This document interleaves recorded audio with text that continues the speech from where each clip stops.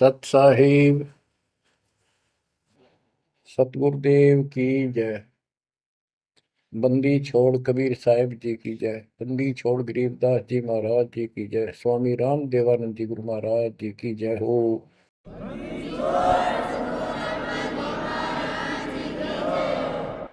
सर्व संतों की जय, सर्व भक्तों की जय, धर्मी पुरुषों की जय।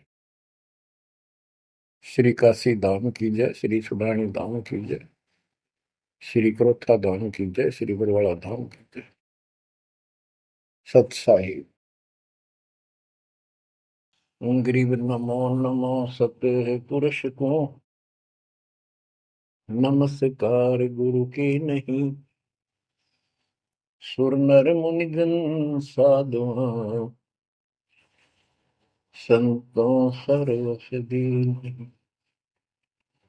सतगुरु साहिब संत सब, दंडवतम प्रणाम। आगे पीछे मध्य हुए, इनको पूर्व।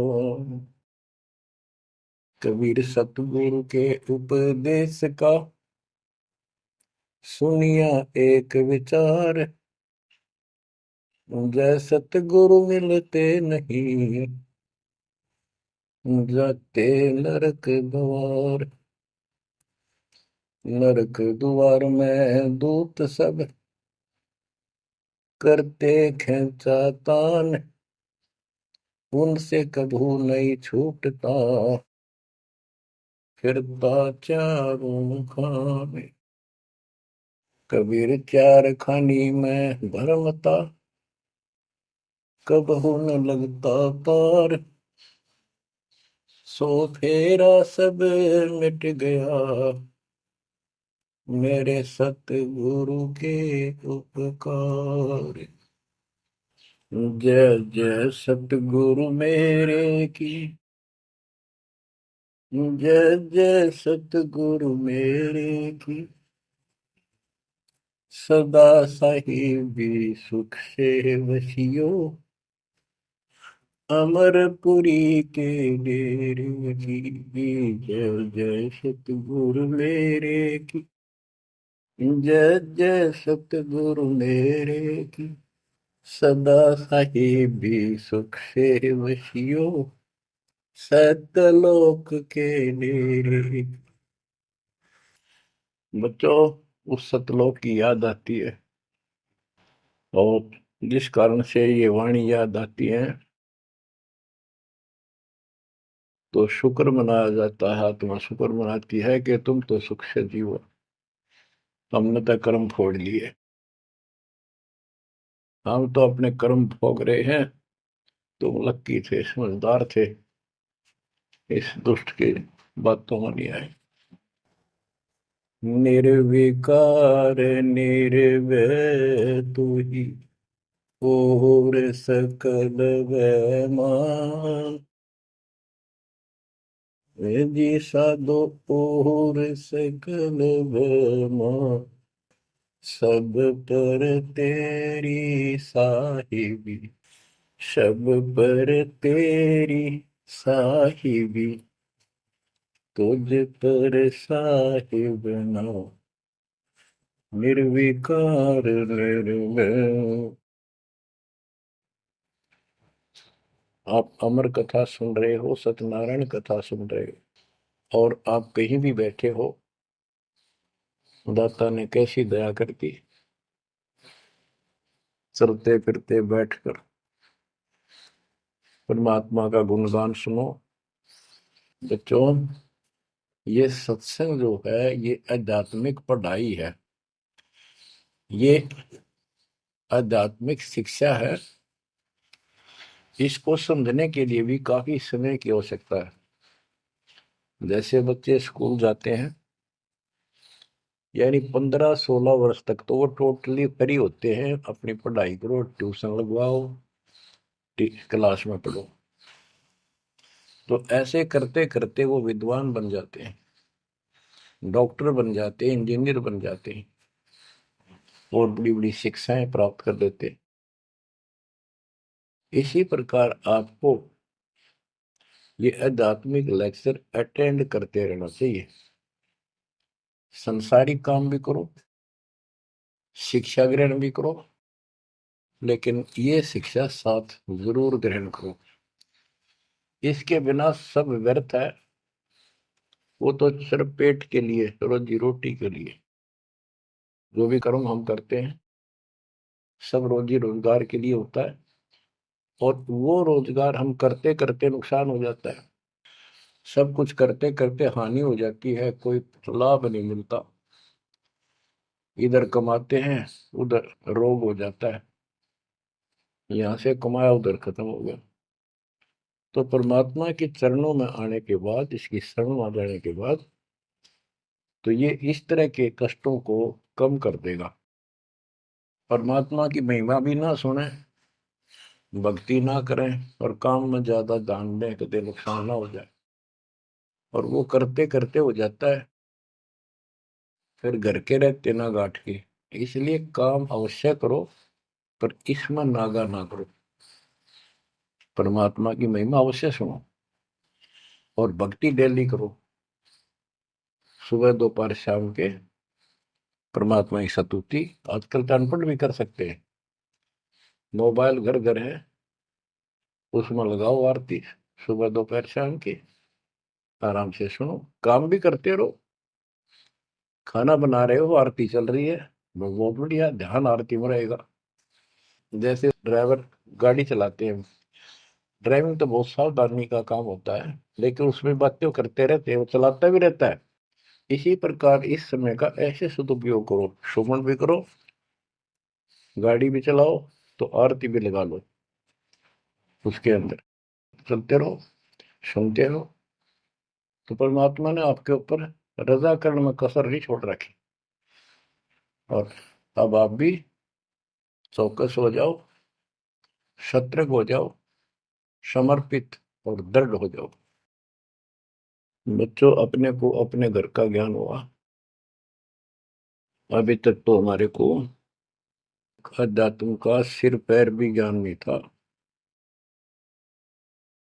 और जब तक बच्चों हमें विश्वास नहीं होता कि परमात्मा कौन है, इसका प्रमाण कहाँ है, कहाँ प्रूफ है, और हमारी आत्मा इस बात को नहीं स्वीकार कर लेती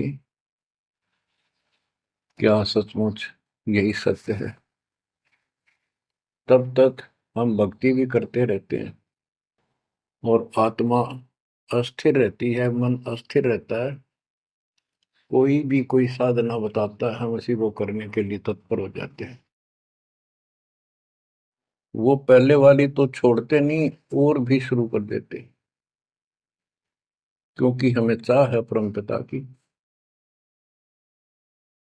हमें इस बात का एहसास है कि एक शक्ति है जो हमारे दुखों का निवारण करती है, किस्मत से भी अलग देती है।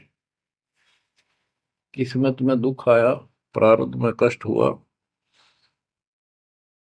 तो हम उसके निवारण के लिए किधर झाड़ फूक वालों के पास, कहीं हाथ दिखाने गए, कहीं पहाड़ों पर किसी ने बताया वहां गए, व्रत रखने को कहा वो रखा।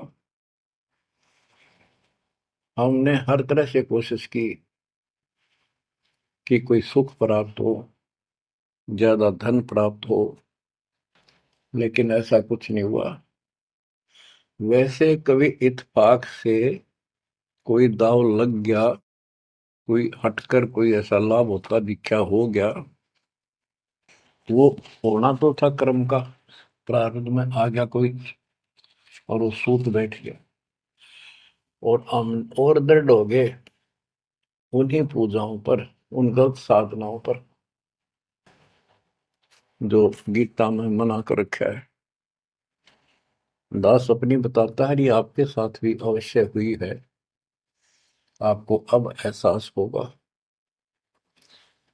जैसे दास बचपन से रामकृष्ण और विशेषकर विष्णु जी का, कृष्ण जी का विशेष भक्त रहा है, इसके साथ हनुमान जी के प्रति भी लगन में, तड़प में, चाह में कोई कमी नहीं थी। इस कारण से मंगलवार का व्रत रखना, किसी ने बता दिया कि जरूर जिला राजस्थान में सालासर एक स्थान है जहां पर हनुमान जी का बहुत प्रसिद्ध मंदिर है और वहां जाने से सारे सुख हो जाते हैं। तो दास सिरसा सर्विस करता था। हरियाणा का एक शहर है, पंजाब से सटा हुआ डिस्ट्रिक्ट है। वहां से पता चला तो दास बैठ कर ट्रेन में सालासर पहुंचा। शुरू उतरा वहां से अन्य साधनों से। वहां एक छोटा सा गांव सालासर, वहां एक छोटा सा मंदिर और उसमें एक पत्थर की मूर्ति। उसकी शक्ल भी ठीक सी को ना, हनुमान का वो आइडिया लगाया जाता। उस समय, ये सन 1978 की बात है। ऐसा कोई वहां पर ज्यादा भीड़ नहीं होती थी। हम सुबह आराम से दर्शन कर लेते थे। हद से हद 500-400 आदमी जाते थे। फिर देखते देखते 10 साल में वहां पर टेढ़ी मेढ़ी लाइन बनने लगी। यानी 4-4 घंटे में नंबर आने लग गया। और उस दौरान जैसे भी कोई राहत मिली, जैसे सर्विस लगी, पढ़ते थे, पास होते चले गए, हनुमान जी और श्री कृष्ण की जय जयकार। और जैसे हम पढ़ते थे, पास होते चले गए। तो ये श्रेय अपने इन इष्ट देवों को मानते थे जो एक से अनेक थे। श्री विष्णु भगवान, कृष्ण जी, श्री राम जी और हनुमान जी, शंकर भगवान जी। यानी शंकर भगवान जी कोई पीछे नहीं रखते थे। और ये बता रखा था अगर माँ की भक्ति नहीं करनी, इसको विशेष ध्यान नहीं देते थे इसके ऊपर। फिर भी पास हुए, सर्विस लगी, पुत्र प्राप्त हुआ। फिर पुत्री संतान होती चली गई।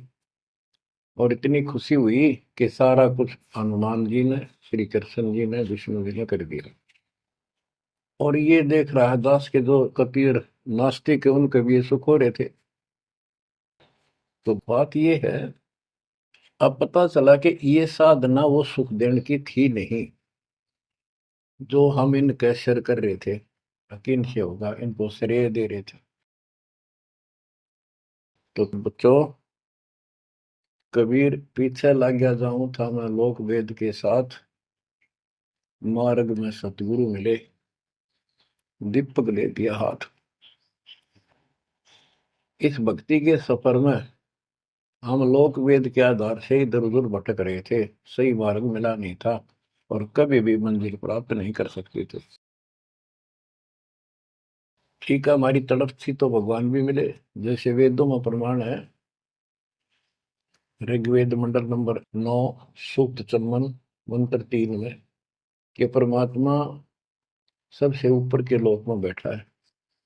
फिर ऋग्वेद मंडल नंबर 9, सूक्त 82, 1, 2, 3 में, ऋग्वेद मंडल नंबर 9, सूक्त 86 के 26-27 में। तो ये बताते हैं कि परमात्मा अच्छी आत्माओं को मिलता है, वहां से गति करके नीचे आता है, उनके संकट दूर करता है, उनको सच्ची राह दिखाता है अपने मुख कमल से।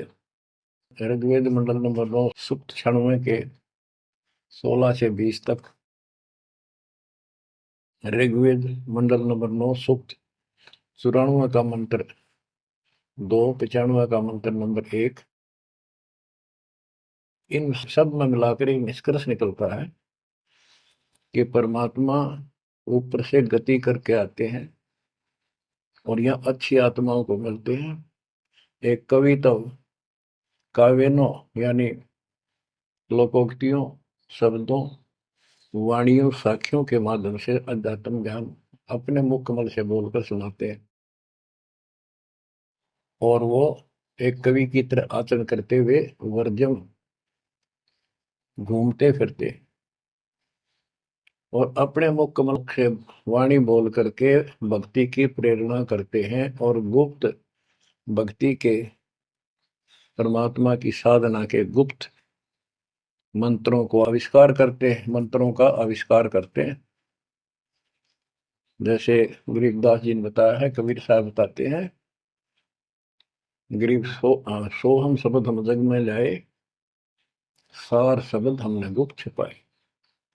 यानी सोहम शब्द किसी भी ग्रंथ शास्त्र में, जिनको हम शास्त्र मानते रहे हैं 600 साल पहले पहले, उनमें नहीं है। और सोहम नाम का प्रचलन बहुत पहले से चल रहा है, पर इन किताबों में नहीं था। क्योंकि कबीर साहब कहते हैं, हम बैरागी ब्रह्म पद सन्यासी महादेव, सो हम मंत्र जय शिव जी को करे हमारी से। उनको ज्ञान समझा सबको। ज्ञान इतना गजब का है, एक बार आत्मा जरूर पकड़ लेती है और नाम की भी इच्छा करती है, तो उस समय जब परमात्मा अपने ज्ञान सुना रहे होते हैं, काल निकल जाता है उस आत्मा से, और आत्मा ध्यान से सुनती है, सत्य मान लेती है। तो इन्होंने ब्रह्मा जी ने, विष्णु जी ने, शिव जी ने सबने नाम दे दिए। इनमें सॉफ्टवेयर लगा दिया परमात्मा ने। विष्णु जी में हरियम का, शिव जी में सोम का, ब्रह्मा में ओम का, और वही आज हमारे को लगा दिया। अब हम अपना काम इनसे डायरेक्ट ले रहे हैं। तो कहने का भाव ये है कि जिस समय परमात्मा अपना ज्ञान सुनाते हैं, काल भाग जाता है। परमात्मा के वहां से आते ही काल प्रवेश कर जाता है, उनकी बुद्धि को फेर देता है। इसी कारण से दोबारा इन्होंने परमात्मा की वाणी सुनी नहीं, विचार नहीं सुना, और ये धोखा खा गई। हमने भी बहुत बार धोखा खा लिया, सैकड़ों बार हम ये कष्ट उठा चुके और ये धोखा खा चुके हैं। अपने भगवान को छोड़कर इन बकवादा में बड़े रहे। मानुष जन्म पाएकर खोवे, सतगुरु विमुखा युग युग रोए। बच्चों, गिरीश सतगुर संगत छोड़कर लाख वर्ष जप कीन, इंद्रिय क्रम ना मोक्ष होए, अरे काल के आदि। जैसे आपको बार बार समझाया जाता है कि सतगुरु से विमुख होने के बाद हम आज से 600 वर्ष पहले परमात्मा से विमुख हुए थे। उसके बाद हम पता नहीं किन किन धर्मों में जन्मे, कभी भक्ति की कभी ना की।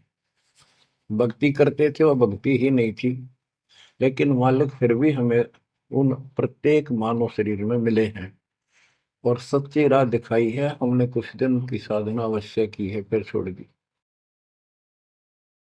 और जिसके कारण परमात्मा हमें चार्ज कर गए। उस चार्जिंग के कारण आज तक आपके हृदय में मालिक की चाह और भक्ति की तरफ बनी हुई थी, और मनुष्य जीवन मिलते रहे। क्योंकि हम 600 साल पहले गुरुद्रोही नहीं हुए थे, सतगुरु विमुख हो गए थे। सतगुरु विमुखा युग युग रोआ, मानुष जन्म पाकर खोए।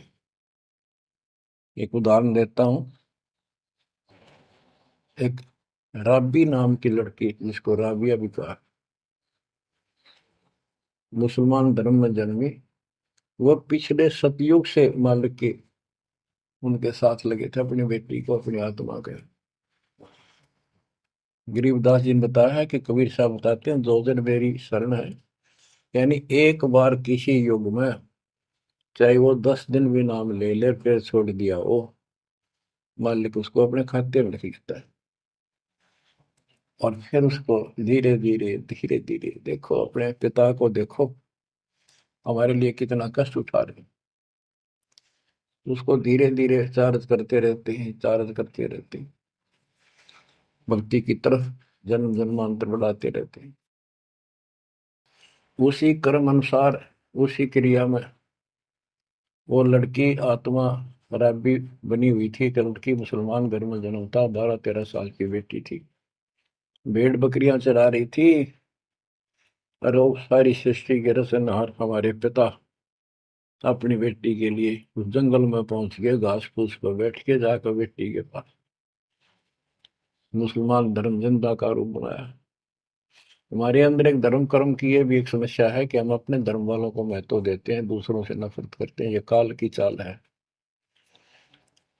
इसलिए दाता सौ सब क्षेत्र में करूं अपने जन के काज, हिरण्यकशिपु जो मार दो, नरसिंह के साथ। अब्राहिम सुल्तान दम के बंदी बन के चले गए, एक नौकरानी बन के चले गए। क्या पड़ा था उनको?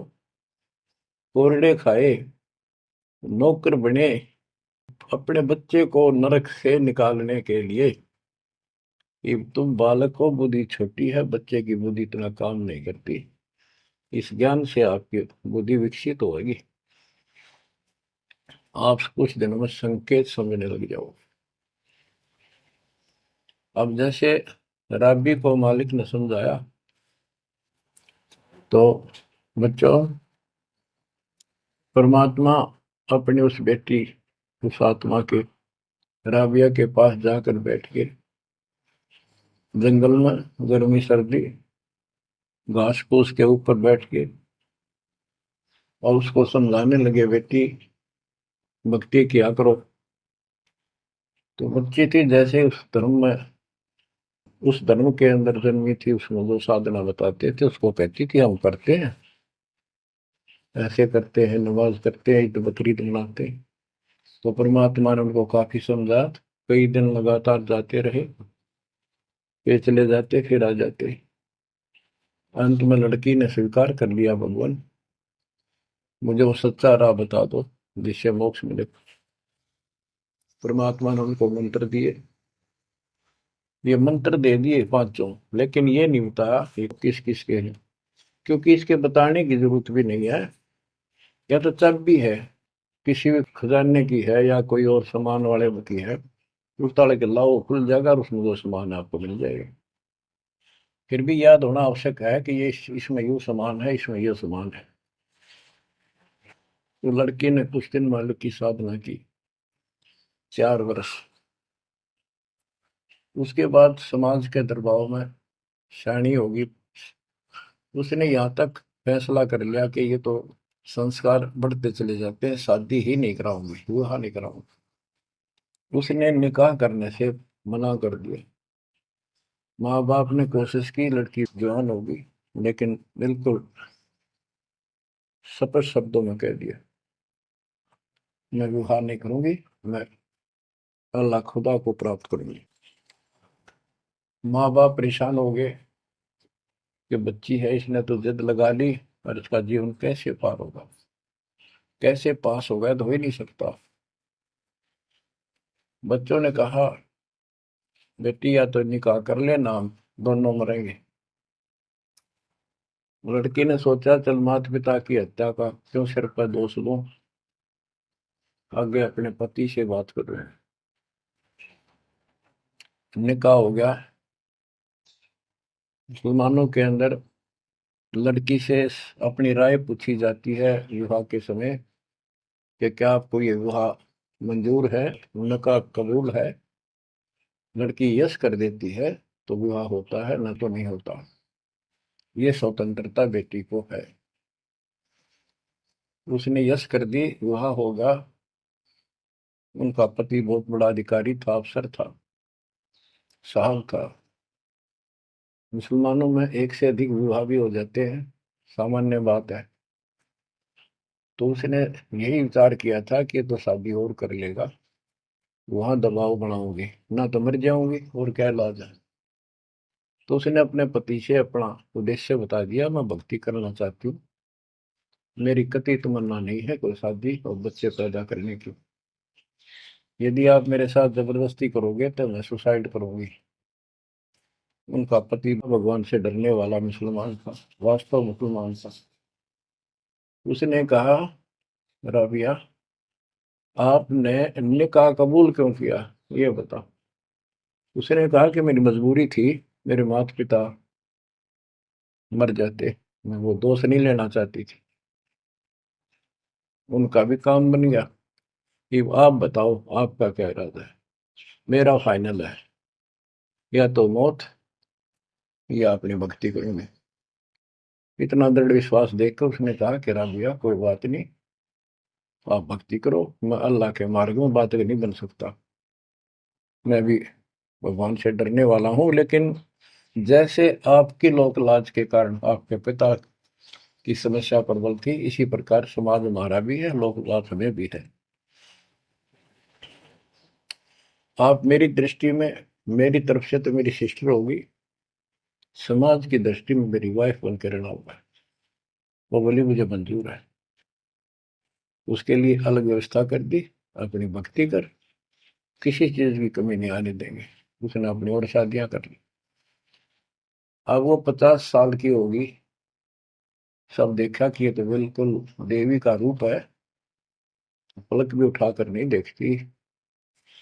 ये पिछले संस्कार थे, वो बैटरी चार्ज थी, उसमें चाह थी। आगे बैटरी लगी नहीं है, धीरे धीरे नष्ट होगी।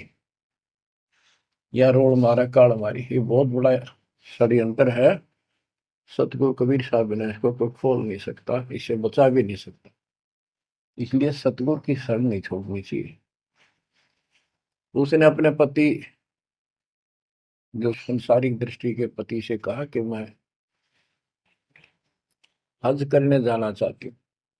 उसने कहा अच्छी बात है, जाओ, और कोई व्यवस्था ऊंट घोड़े की करवा देता हूँ, उस पर आराम से बैठ कर जाइए। बोली नहीं, मैं पैदल जाऊंगी, क्योंकि ये आस्था हमारी भगवान के प्रति अहंकार में नहीं। ऐसे जावा तो और बढ़िया है, ये वो शुरू से धारणा है। उस समय साधन भी नहीं होते थे, ऊंट घोड़े होते थे, रेगिस्तान में ऊंट ही चलते थे। वो बोली नहीं, मैं पैदल जाऊंगी। राबिया पैदल जा रही थी। रास्ते में कुआं था, उसमें बाल्टी और रस्सा नहीं था। एक कुतिया वहां पर बहुत बुरी तरह रो रही थी, कभी कुएं की तरफ जा रही थी, राबिया के चरणों की तरफ आ रही थी। वो समझ गई कि प्यासी है, और साथ में बच्चा है, मरेगी की बच्चे भी मरेंगे। आओ देखा ना ताओ देखा, दया बिना दरवेश कसाई। वो दरवेश थी, संत थी, दयालु थी, असली मुसलमान थी।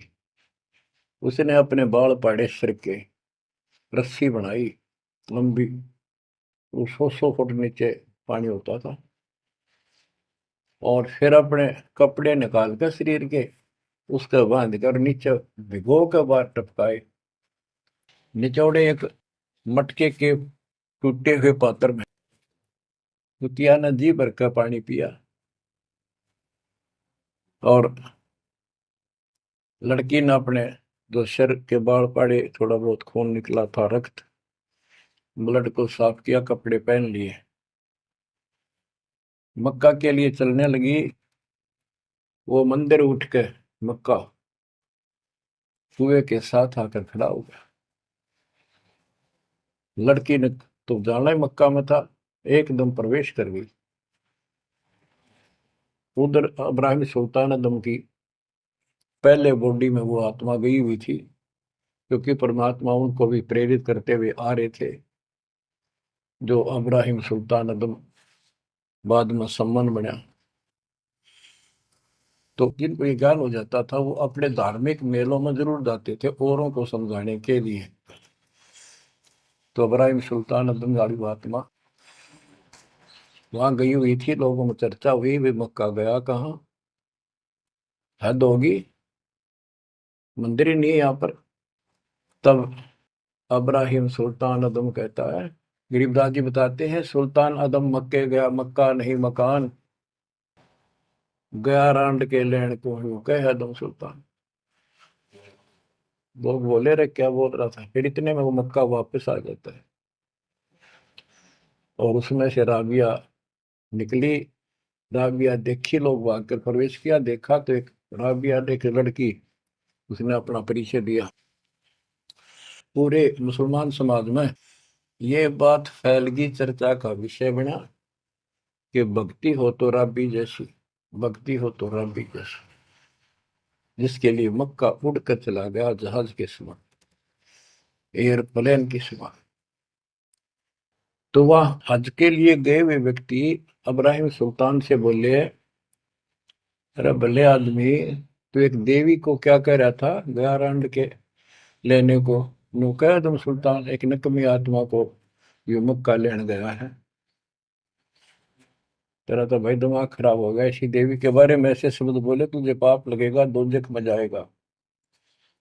तब उसने उनको बताया, ये कभी आत्मा इसके लिए आए थे, इसको वहां मिले थे ऐसे ऐसे, और इसने वो सत भक्ति छोड़ दी। क्योंकि परमात्मा साधु रूप में कहीं प्रकट हो जाते हैं, ये उनका एक नियम है, अच्छी आत्माओं को मिलते रहते हैं। तो उस इब्राहिम सुल्तान वाली आत्मा को बताया था कि ऐसे एक राबी नाम की बेटी है, उसको भी मैंने ज्ञान दिया, पर नालायक ने वह भक्ति छोड़ दी दुख पाव में। तो उसने बताया कि इसको सत भक्ति मिली थी, डरे डोना ही है यहाँ, उस पिछली साधना के कारण ये सब कुछ हो रहा है। परंतु उन लोगों के अबन में कहाँ समाने वाली थी यह बात, दो अक्षरों में। उस जीवन को पूरा करके वो लड़की, वो आत्मा अगले जन्म में एक बांसुरी नाम की लड़की बनी, जन्म हुआ। धार्मिक शब्द सुनाया करती थी, बड़ी प्रबल, क्योंकि प्रेरणा थी, उसमें भी अनमैरिड रही वो। और यहाँ तक विचार कर लिया कि ये सुना है मक्के में जो मरता है वो सीधा जन्नत में जाता है, स्वर्ग में। तो इससे बड़ी अवसर कहाँ मिलेगा, अगर दोस्ता होगी। मक्के में अपनी गर्दन काट दी और चढ़ा दी, सब जगह ये चर्चा होगी, भाई बांसुरी तो जन्नत में जाएगी, सीधे दरवाजे खुले हैं। अब बताओ, वो तो लोकवेद था, तत्व ज्ञान क्या कहते। उसके बाद वो लड़की अगले जन्म में फिर लड़की रूप में जन्मी, युवा होकर वैश्या का जीवन दिया, सारा जीवन गंदे कर्म करो, एक भी अच्छी सोच नहीं थी। छोड़ दिए कर्म काल में, मानुष जन्म पाकर खोए, सतगुर विमुखा युग युग रो। वो फिर मर गई उस गंदे जीवन को भोग कर, पाप इकट्ठे करके ढेर ला गए। उस 3-4 साल की साधना से उसको मनुष्य शरीर मिलते रहे। उस दौरान परमात्मा ने कोशिश की, लेकिन वो रंग में रंग चुकी थी। बांसुरी वाले में खुद गायक बन गई, लोग प्रशंसक हो गए, बड़े बड़ी अल्लाह का ज्ञान सुनाती है। और वैसा बनने के बाद उसी कर्म वैसे फूट लिए, अच्छे बात समझ में नहीं आई। वो फिर मृत्यु को प्राप्त हुई, वैसा का जीवन, गणका का जीवन वो कर, फिर वो शेख तकी नाम के एक धार्मिक मुसलमान पीर के घर जन्म लिया बेटी के रूप। 11 वर्ष की, 12 वर्ष की आयु पूरी करके वो मर गई, समय संस्कार पूरा हुआ। परमात्मा कहते हैं, सो चल छिदर मैं करूं अपने जन पे काज, उस आत्मा को फिर अपने चरणों में लेना था, अपनी प्यारी आत्मा। जो जन मेरी शरण है ताका हूं मैं दास, केल के लाग्या करूं जब तक धरती आकाश। तो कारण बनाया, शेख तकी के मन में ये धारणा पैदा की कि राजा सिकंदर लोदी से, जो उसका धार्मिक पीर था शेख तकी, उसने कहा कि आप कहते हो इसने, कबीर ने रामानंद जी को जीवित कर दिया, गर्दन काट दी थी आपने, और आपका जलन का रोग ठीक कर दिया, कमाल जिंदा कर दिया। वो तो वैसे उसमें सदमे में था, वो ऐसे वैसे हो जाता, इत्तेफाक उसको जीवित होना था, इसका कबीर का नाम बन गया। जब जानू मैं इसको, मेरी बेटी को जिंदा कर दे जो कब्र में दबी हुई है, 15-20 दिन हो गए। तो कबीर साहब से कहा गया, कबीर साहब ने कहा कि आसपास के लोगों को बता दो कि आ जाओ, एक कमाल होगा। उस शेख तकीर ने ढिंढोरा पिटवा दिया कि इसकी बेइज्जती हो तो छक्का हुआ है, मूर्ख बना रहा। उधर कबीर साहब ने कह दिया कि भाई खूब बुला लो, आसपास जितने बुला सकते हो, सबके सामने देखते हैं परमात्मा की क्या रजा होती है। हजारों व्यक्तियों के सामने कबीर साहब ने कहा, एक शेख तकी की बेटी जीवित हो जा। कब्र फुलवा दी, उसमें 100 पड़ा था। कहा एक शेख तकी की बेटी जीवित हो जा, लड़की नहीं जीवित हुई। फिर दोबारा कहा, फिर भी जीवित नहीं हुई। शेख तकी नाचन लग गया, खुल गई पोल डोंगी की। देखो ये बकवास करता था, सुन लो भाई, है डोंगी पाखंडी झूठा। तो परमात्मा ने कहा कि शेख तकी तू कोशिश कर ले। तो और दूसरे बोले, जी ये कुछ करने जोगा होता था, अपनी बेटी ने कौन मिट्टी में दाबा है, आपका दया करो। तब कहा है कबीर की बेटी, जीवित हो और बाहर आ बेटा। इतना ही कहना था। सारा शरीर में कंपन हुई, डेड बॉडी जीवित होगी और उठ के बेटी बाहर आ गई। मालिक के चरणों में मस्तक टेका। 1.5 घंटा तक अपनी पिछली गलतियां और कबीर भगवान की समर्थता सबके सामने बताई और कहा कि ऐसे ऐसे मुझे भगवान मिले थे अल्लाह। ये खुद अल्लाह अकबर है, पूरी सृष्टि के रचने वाले, सबके दुख दूर करने वाले। मेरे कर्म फूट गए, मैं इनको छोड़कर ऐसे ऐसे गंदे जीवन जी के मैं आज फिर इनकी कृपा हुई, मैं कोई मनुष्य जीवन शेष नहीं था। पशु पक्षी बनने वाली लाइन में खड़ी थी। ये परमात्मा वहां पहुंचे और धर्मराज के दरबार से मैं मुझे पेश किया, वहां से मेरे कागज निकाल दिए और मुझे साथ लेकर यहाँ के छोड़ा है। बोलो सतगुरु देव की जय हो, बंदी छोड़ कबीर साहिब की जय हो।